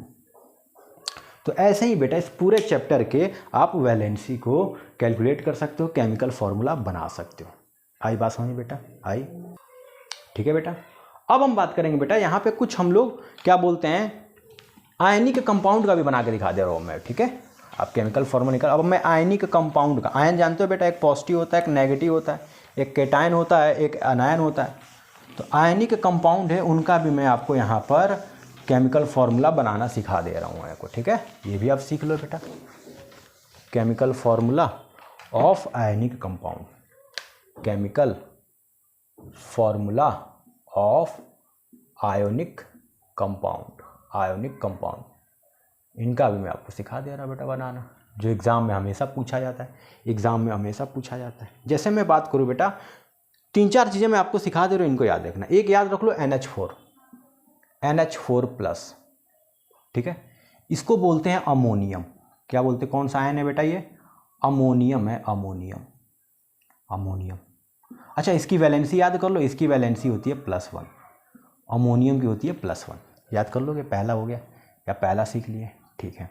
अच्छा ऐसे ही आप दूसरा भी सीख लो बेटा, दूसरा आप सीख सकते हो बेटा कार्बोनेट, ये होता है CO3, -2 लिखा जाता है, यानी इसकी वैलेंसी क्या होती है बेटा -2। वैलेंसी याद रख लो, बस सब कल्याण हो जाएगा तुम्हारा। अच्छा 2 पढ़ लिया, तीसरा पढ़ लो बेटा हाइड्रोक्साइड, OH, ये हमारा होता है हाइड्रोक्साइड होता है बेटा, इसकी वैलेंसी होती है -1, ये होता है हमारा हाइड्रोक्साइड, इसकी वैलेंसी क्या होती है बेटा -1। अच्छा ये क्या था बेटा, हमारा कार्बोनेट था, ये कार्बोनेट, ठीक है। अच्छा OH पढ़ लिया। अच्छा एक और मैं बता दे रहा हूँ आपको, आप याद कर सकते हो SO4, सल्फेट का भी, ये भी बड़ा इंपॉर्टेंट है, सल्फेट SO4, इसके ऊपर -2 लिखा जाता है, होता क्या है, ये सल्फेट होता है, सल्फेट होता है, इसकी वैलेंसी देखो -2 है, तो -2 होती है बेटा। अच्छा अब मैं आपको सिखा दे रहा हूँ, जैसे मैं बनाऊंगा सोडियम कार्बोनेट का, किसका बनाऊंगा बेटा, पहला मैं बनाऊंगा आपका सोडियम कार्बोनेट का बना के दिखाऊंगा आपको, सोडियम कार्बोनेट, ठीक है। तो सोडियम बेटा, सोडियम क्या होता है बेटा Na, और कार्बोनेट मैंने अभी बताया, देखो ध्यान दो, कार्बोनेट, अरे सर मिल गया, कार्बोनेट तो हमारा CO3 होता है, तो लिख लो बेटा, सिंबल हो जाएगा हमारा, ये हमारा सिंबल हो जाएगा, यहाँ पे हमारी वैलेंसी हो जाएगी, सोडियम सिंबल हो गया, कार्बोनेट का CO3 हो गया। सोडियम की वैलेंसी बेटा 11 होता है, निकाल लो, 281, 1 इलेक्ट्रॉन दे देगा, ये +1 आ जाएगा, यानी +1 हो गया। कार्बोनेट की वैलेंसी कितनी होती है, अभी मैंने आपको बताया, देखो वैलेंसी -2 होती है। बस काट दो, मल्टीप्लाई करा दो, देखो 2 इसके पास चला जाएगा। मैंने कहा बेटा माइनस लिखना मत, देखो Na के पास 2 चला जाएगा तो Na2, और देखो CO3 लो बन गया सोडियम कार्बोनेट। बोलो बाके बिहारी लाल की जय। आई बात समझ बेटा? आई। अच्छा अगला सिखा दें। ऐसे ही बेटा हम अगला सिखा दे रहे हैं, क्या बोलते हैं, एल्यूमिनियम सल्फेट का। एल्यूमिनियम सल्फेट का सीख लो बेटा, सोडियम कार्बोनेट से एल्यूमिनियम। अच्छा सीख लो बेटा जल्दी से। एल्यूमिनियम सल्फेट बेटा क्या बनाना है हम जरा, aluminium sulphate. Aluminium sulphate, aluminium की जो वैलेंसी होती है बेटा आप याद कर लो, इसकी +3 होती है। ठीक है, ऐसे ही इलेक्ट्रॉनिक कन्फिग्रेशन से निकलता है। अच्छा सल्फेट क्या होता है बेटा, SO4, इसकी वैलेंसी क्या होती है -2, आपको मालूम है। तो देखो यहाँ Al लिखो, यहाँ SO4 लिखो। ठीक, एल्यूमिनियम की वैलेंसी होती है +3, सल्फेट की होती है अभी मैंने बताया देखो -2 होती है। बस इनका मल्टीप्लाई कर देखो, Al के पास 2 चला जाएगा तो Al2 हो गया। देखो इसके पास SO4 के पास 3 चला जाएगा तो SO4 Al2 SO4, और देखो मैंने कहा है ना पॉली एटॉमिक है तो इसको ब्रैकेट में लिख देना, और ये Al2 SO4 का होल थ्राइस ये बनता है बेटा। आई बात समझ बच्चे? बताओ आई समझ बेटा? अच्छा ऐसे ही आप कैल्शियम हाइड्रोक्साइड का भी बना सकते हो, कैल्शियम हाइड्रोक्साइड का भी बना सकते हो आप बेटा। कैल्शियम हाइड्रोक्साइड, इसका बेटा कैल्शियम हाइड्रोक्साइड, कैल्शियम हाइड्रोक्साइड बनाओ इसका भी। तो आप इसका भी बना सकते हैं कैल्शियम हाइड्रोक्साइड। क्या होता है बेटा calcium hydroxide, calcium Ca, hydroxide मैंने आपको बताया OH, बड़ा इंपॉर्टेंट है बेटा, पहले ऑलरेडी बता दी, इनको याद कर लो। OH का माइनस होता है -1। तो कैल्शियम का हो गया बेटा, कैल्शियम का निकाल लो। कैल्शियम होता है, कैल्शियम का एटॉमिक नंबर 20 होता है बेटा। कैल्शियम का जो एटॉमिक नंबर होता है वो 20 होता है, निकालो। 2 आएगा, 8 आएगा, फिर 8 जाएगा, फिर 2 आएगा। देखो +2 आ रहा है, डोनेट कर देगा, इसकी वैलेंसी आ जाएगी +2। तो कैल्शियम आ गया +2, हाइड्रोक्साइड का -1 होता है। बस ये कर दो Ca, यहाँ आ जाएगा OH। भाई पॉली एटॉमिक है, देखो दोनों को एक साथ रखना ब्रैकेट में, क्योंकि दोनों पे 2 जाएगा, COH का होल ट्वाइस लो बन गया कैल्शियम हाइड्रोक्साइड। आई बात समझ में? अच्छा एक और बना दे रहा हूँ, अमोनियम सल्फेट का सिखा दे रहा हूँ आपको बनाना।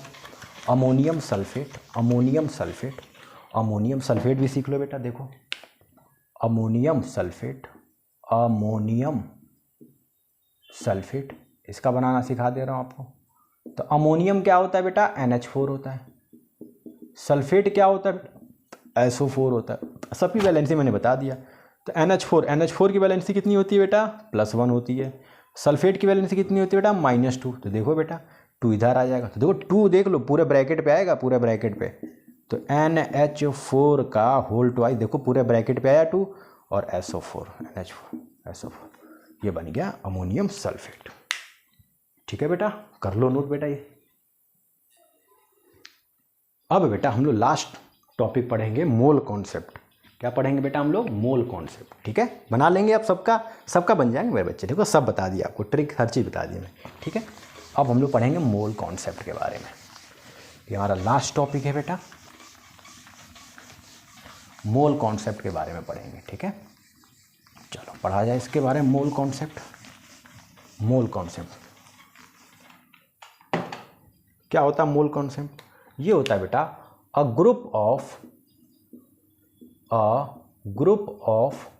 6.022 इंटू 10⁻23। क्या है बेटा, 6.022 into 10⁻23 particles of a substance, particles of A substance is called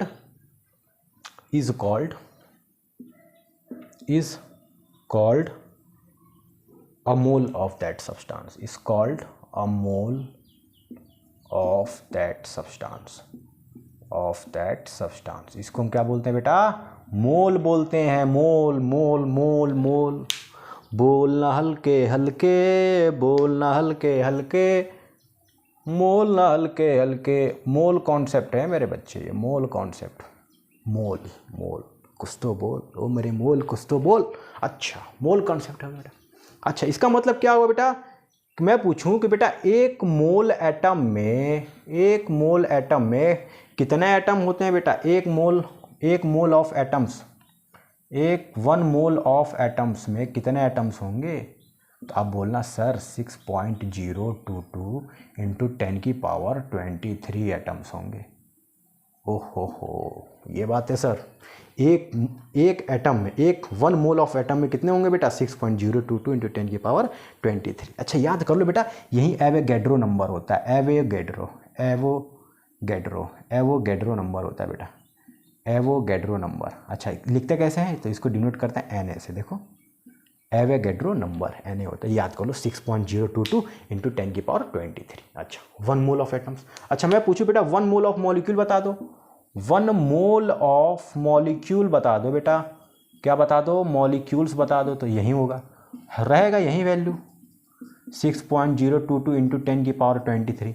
बस बेटा आप यहाँ पर मॉलिक्यूल लिख देना, मॉलिक्यूल्स, बस काम खत्म, काम खत्म। अच्छा समझ गए? अच्छा अब मैं आपको 2 फॉर्मूले सिखा दे रहा हूँ, पूरा कल्याण हो जाएगा, पूरा कल्याण हो जाएगा, मोल कंसेप्ट हो जाएगा आपका क्लियर।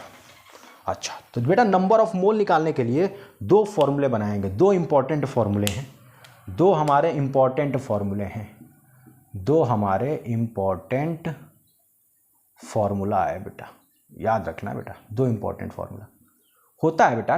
पहला देख लो, फर्स्ट सीख लो, number of moles, number of moles, ठीक है, इसको डिनोट करते हैं स्मॉल n से, ठीक है। ये होता है बेटा गिवन मास अपॉन मोलर मास। मोलर मास वहीं बेटा, फॉर्मूला मास, मॉलिक्यूलर मास वहीं, मोलर मास, मोलर मास। अच्छा इसको ऐसे भी लिखते हैं n equals to given mass को W लिख दो और मोलर मास को कैपिटल M लिख दो।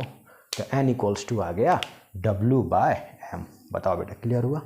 Number of moles equals to given mass upon molar mass, ठीक है। अच्छा एक और है बेटा, जब पार्टिकल दे दे आपको, दूसरा फॉर्मूला, जब आपको पार्टिकल दे दे तब नंबर ऑफ मोल क्या करोगे?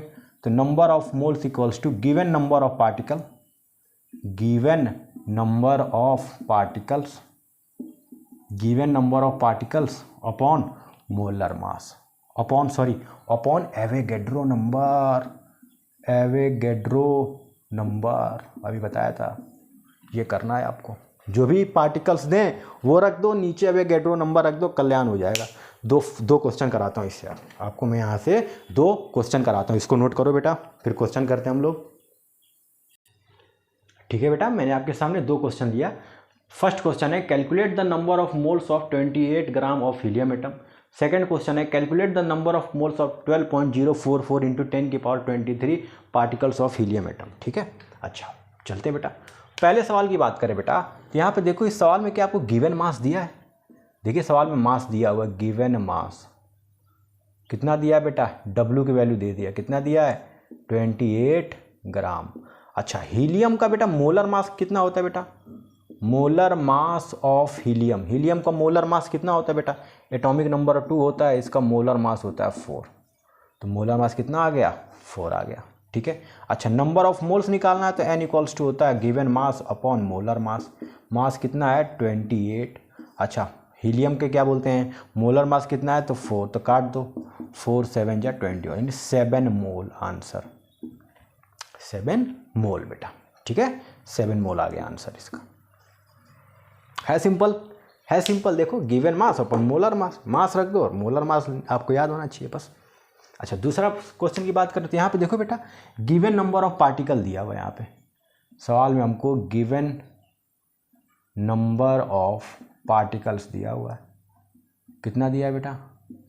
12.044 इंटू 10⁻23। अच्छा आपको एवोगैड्रो नंबर मालूम है Na कितना होता है बेटा? 6.022 इंटू 10⁻23 ये होता है। अब क्या करेंगे? नंबर ऑफ मोल्स निकालना है तो गिवन नंबर ऑफ पार्टिकल, जो पार्टिकल दिया उसके गिवन नंबर ऑफ रख दीजिए जो भी दिए हैं, अपॉन एवोगैड्रो नंबर कर दो, यानी 6.022 इंटू 10⁻23 कर दो। देखो बेटा 10⁻23 से ये कट जाएगा। अच्छा देखो इसका जस्ट डबल है, 6 2 जा 12, 22 2 जा 44, देखो डबल है बेटा। तो n बराबर कितना आ जाएगा? 2। यूनिट लिख देना मोल।